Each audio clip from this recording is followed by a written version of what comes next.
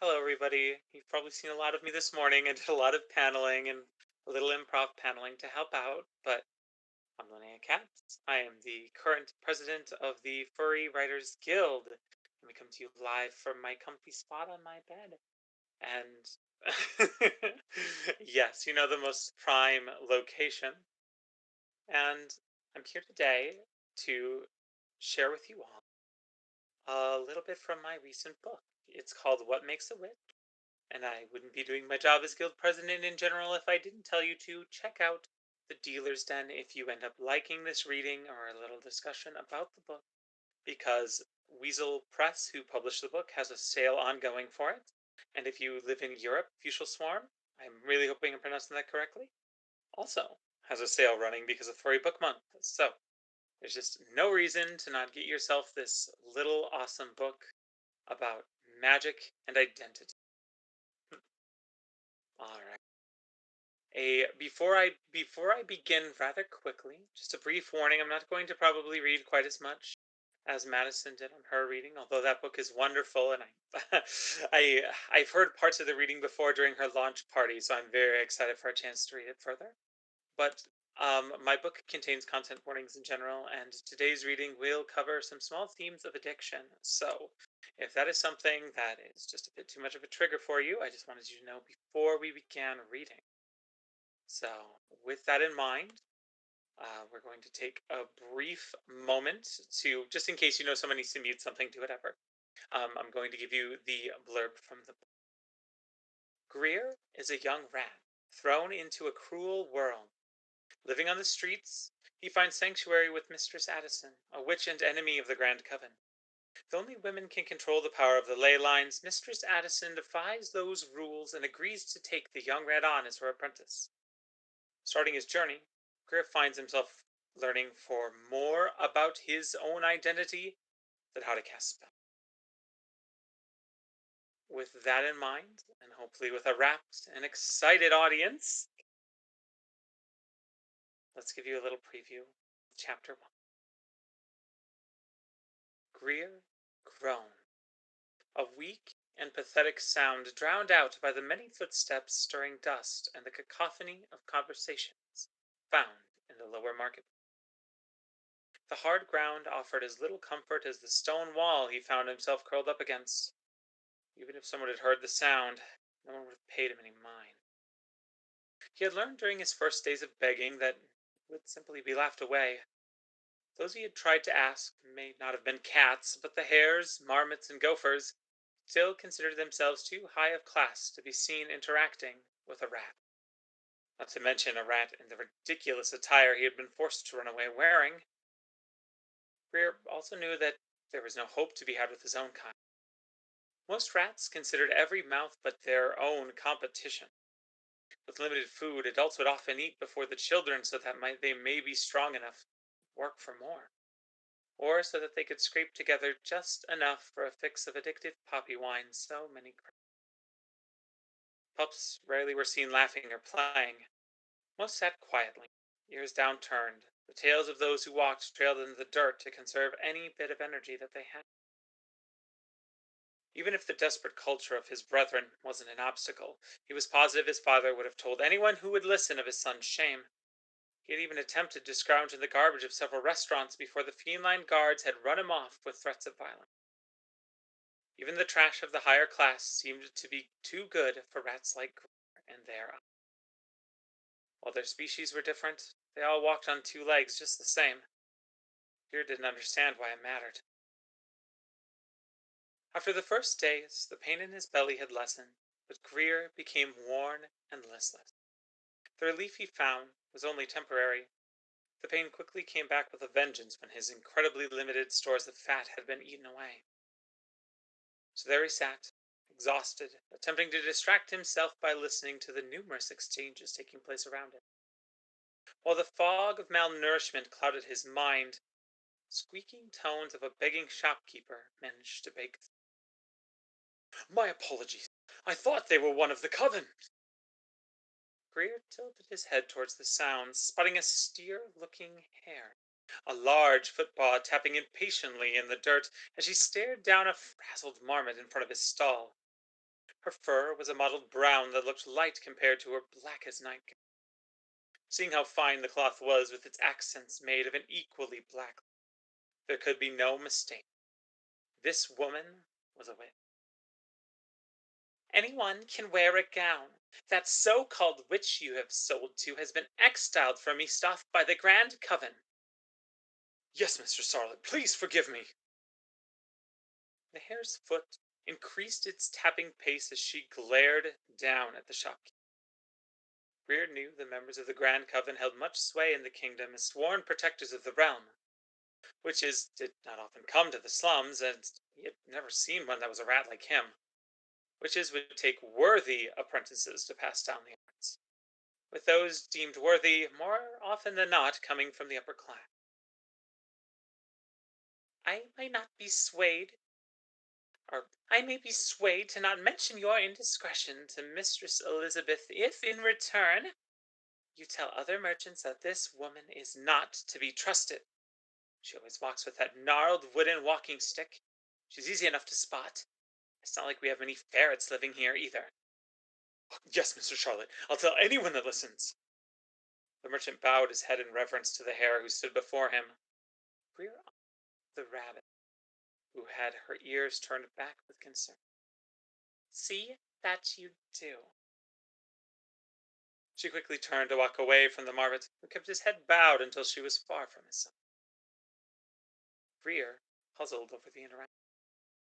In exile of the Grand Coven, few were foolish enough to become an enemy of the witches, let alone having them use their sway with the king to actually ban them from access to the town where the coven was based. His thoughts were interrupted by a growling from his stomach. The conversation had been curious, but could only distract himself. He had almost considered rushing toward where Mistress Charlotte had been walking. Witches were not only sworn to protect the realm, but to help those who resided within it. Despite that, he had only ever seen this in practice, the rare times witches came to the slums in attempts to quell outbreaks of disease. Furthermore, hares held a much higher place in society than rats. He'd likely be swatted away just as he'd been before. Still, Greer knew the situation was grave. Without some sort of help or food soon, he knew he soon would lose any strength he had left. And after that, it wouldn't be much longer before he wouldn't have anything to worry about ever again. It would be impossible to worry when he was dead. A desperation-fueled idea sparked thought within his hunger-addled mind. Yes, no one of a higher class would help him. But what about someone who was as ostracized as he was? What about exile? His body ached in protest as he rose to his feet, paused, trudging away from the market to make his way to the outskirts of town. He thought anyone could somehow survive outside the city limits. They must have set themselves up first. It was a gamble, but the entire idea was a gamble in the first place. Not to mention, not succeeding meant starving for sure. At least the forest might have some berries he could try to find at worst. After several looks of general confusion and disgust in his direction, and at least an hour of exhausted trudging, he finally found himself on the outskirts of Eaststock. The town rested between two massive hills, the Holt and the Fell, with a valley to one side that led towards the forest, the other paths to other towns. Greer stood before the tall grass that lay between himself and the thicket of trees, attempting to summon the courage. Here we go. Tease you with chapter 1 of the book. I'm definitely interested in fielding any questions. I might be able to read a little bit more, but always like to make sure I take a little time for tangent case. Um, Part of this book and this chapter in particular, unfortunately, came from periods of my own life of food scarcity many years ago, and some of the inspiration to go out and try to change that came from there. Hopefully, that wasn't too much downer of a chapter to begin a story, but it's definitely one of those things, you write about what you know. Um, Not seeing any major questions. So if you do have any questions on how writing of the book went or anything else, let me know. Otherwise, we might just jump into the next chapter. But that's all you get out of me, 2 chapters. If you want the rest, you have to remember that the Dealer's Den has my book literally on sale. No excuse. Pick up a copy. 2. Oi, pup! The hunger that had finally driven him to hallucination, he was sure of it. The soft, feminine chitter he heard couldn't be real. He had just been imagining his mother far too powerfully. I don't wish to startle you, pup, but you need to eat. Up with ya!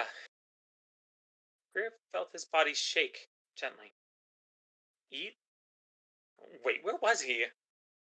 His paws flexed weakly to find what felt like wooden arm rests beneath them. Was he sitting? Groggily, he forced his eyes open. The ferret that stood before him had white fur tinged almost as if with ash. It clashed against the black of her simple gown. Her eyes were an earthy brown that accentuated the soft features of her mouth, the pink. She was smiling encouragingly, ears perked in excitement. Oh, good you're waking. When I found you collapsed in the woods in that frock, I honestly thought you dead. I'll get you some stew. Greer blinked. Had he gone into the forest? He felt as though his brain were coated in a thick mud, making any escape of clear thoughts difficult. He allowed his eyes to close once again, trying his best to remember. He had tried to find an exiled witch in the forest. He faintly remembered trying to search for paths of trampled undergrowth, meandering without any sense of direction. He realized he must have passed out from hunger and was later found by the ferret. Here you are, pup, stinging nettle soup. Healthy, and get your feet kicking again. Greer eyed the food. The emerald green, not a color he was accustomed to seeing in the soup. Still, he could see the steam rising from the bowl, and it smelled pleasantly of herb. Positive this woman must be the witch to be feeding him this way. His gamble had somehow paid off, and he wasn't about to question this sudden good fortune. Thank you, mistress. Greer let his voice trail off, hoping she would reply. She cocked up in amusement. Mistress? Now that's not a title I hear often. I like it. So Mistress Addison to you, pup. He nodded, a growl from his stomach causing a powerful pang of discomfort. Ignoring the spoon, he brought the entire bowl to his maw, desperate to gulp down any of the nourishment he could manage. Oi, slow down, pup, or it'll just come back up. It mentally pained him beyond belief to slow down the eating his body was screaming at him for. He listened to her advice. He didn't want to lose the most food he had eaten in weeks by retching on the ground from an upset stomach. He sipped slowly, taking a moment to gain bearing of his surroundings. He sat in a comfortable chair, the tattered clothes he had been wearing gone, replaced with a simple black cloak that was far too large for him, obviously originally fitted to his host. He was briefly mortified, remembering just exactly what he had been wearing, and even more so that she had likely seen him naked while changing him. His body was covered in a warm quilt, only his arms sticking out so that he could eat. Even such a small use of energy as holding the bowl soon made him grow weary. Mr. Saddis, I'm tired to eat any more. I'm sorry. His voice trailed away in a drowsy sleep. The ferret smiled and setting it. Never mind. Take plenty of time to rest. The soup won't grow legs and run anyways. You can have more when you're ready, eh? Greer thought he had responded, though couldn't really be sure with how quickly his body called him to slumber. His eyes closed once more, and the embrace took him. There we go. 2 chapters of What Makes a Wit. Again, very down to answer questions about writing this. Pronouns. Oh, what a wonderful question. Thank you. My pronouns are she, they. Um, uh, in general, when writing this story as a general, trying to talk about it and the why, which I think may raise interesting question or discussion. Um, I wrote this because when I was younger and going through some of my own issues with gender identity, which most certainly comes up within the story. Sorry, I'm trying to not offer too many spoilers, but it's definitely a part of the story. Um, I didn't even have the words to describe what I was or what I was going through. I didn't have anything. I wouldn't have understood that trans people existed had I not literally on accident found a book on the shelf of a local library and discussing like a story of someone who was trans. And I actually own that exact copy of the book today, which is very special to me. I bought it off the library because I kept checking it out so many times. They asked me if I wanted it. It was very sweet of them.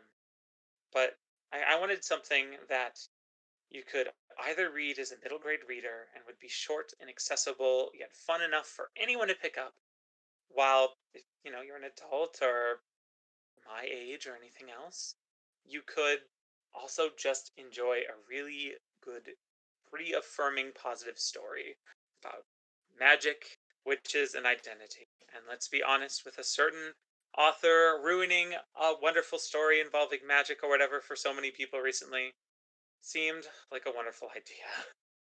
And from there, I wrote the story. I read it to my daughter, who at the time was 7, and absolutely begged me for a sequel because she wanted more to the story. And well, that's kind of when I realized this should probably be submitted somewhere. I think someone might like this. I got it submitted to Weasel Press, and the rest is history. With the sequel, hopefully on the way, called "What Makes a Coven." Hopefully sometime next year. Of course, with COVID and the rest of the world. We'll see how it goes. Um, I really hope that people enjoyed the bit of the story here. I'm it's quite a short novella, so I am afraid to potentially read more. I don't want to give you too much into the story, and we've definitely given you the. But I know I'm supposed to pull off at least a half hour of time, so I'll open it up again. If anyone has any questions as to maybe what writing a novella is like, or if there's challenges to trying to write something that's specifically shorter over a full length novel, or what it's like trying to write for a middle grade audience. As well, I know we have some wonderful young adult authors in the fandom and a couple series, even things like Otters in Space that are out there that exist. But I feel like I may be the first person to have actually full on gone middle grade fiction in the furry fandom. So it was, well, heck, even without questions, it was a very unique challenge to try to be careful with language, try to make sure things weren't too complicated, the story wasn't too long. One of my favorite stories for that age group when I was younger is a book called Cat Wings. Uh, and that was part of my goal was like I loved those stories as a kid, and then I could read them, and I wanted to make that a thing and make it short enough though that even as an adult, if you had to listen to the story, which I picked up Cat Wings as an adult to read to my own child, you still enjoyed it and still had a good time. And believe me, that is a challenge to design a story that does that, but I at least, as vain as it may be, hope that I managed quite nicely. In general, of course, writing for middle grade audiences, also having to make sure to be careful about topics and things you discuss, which sometimes I wasn't, as I'm a queer author, and I probably put some things in my book that the average parent might be like, "Wait, you're reading that to the child?" And I'm like, "Yes, of course I'm." But it's very interesting.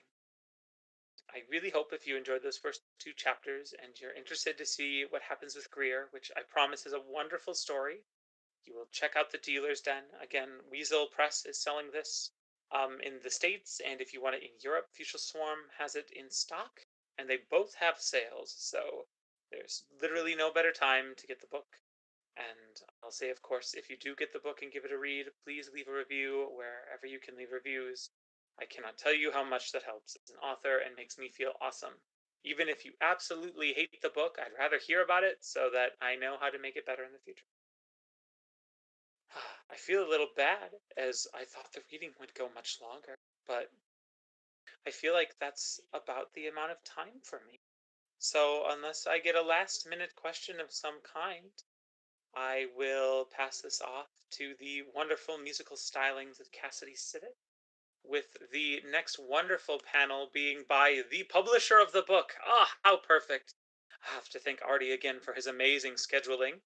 Um, Weasel, who will be talking about diversity within writing in the furry fandom. Ooh, one thing here, yes, any particular challenge for writing for middle grade. I know I was talking about this a little bit, but absolutely. At first, when I was writing the novella, that really wasn't actually the goal. But you get beta readers, right? And all of my beta readers and early reviewers started talking about like, oh, this is such a great piece of middle grade fiction. And I was like, this is going to need some adjustments. So I had to scale some things back and try to, again, keep language still interesting, but simple. Because, like, I'm a parent and I read stories to my kids. And as you probably heard from the reading, I do the voices. So I want to make sure that this is something that you can read and deeply enjoy as a parent and not just as the kid who is hearing the story.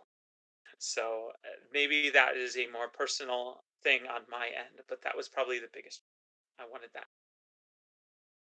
But yes, with that out of the way, I will leave you to the beautiful music, and I suppose I will see you all later for the Oxford Comma Inclusivity Awards and the Flash Fiction competition later tonight. Until then, I hope you all absolutely enjoy the rest of the